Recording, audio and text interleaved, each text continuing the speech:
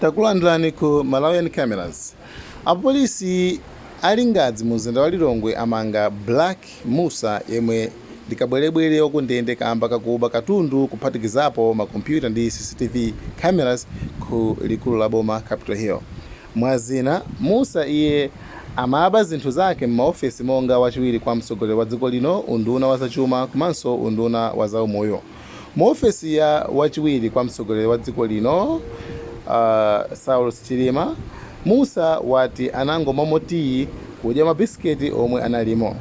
Malingana ndi Kasimu Manda, mneneri wa Lingadzi Police, wati mwazina akwanitsa kupeza kanema kwa mtundu wa LG omwe ndi wa kunduna wa zantchito. Mussa anamangidwa pa milandu monga yomweyi akuba zinthu za ndalama zokwana 10 miliyoni kwacha kulikulu la boma mu 2020 ndipo anatuluka mu 2024 atamaliza chilango chake. Please pangani subscribe kuti nkhani zina ndi zina zikupezeni nsoni.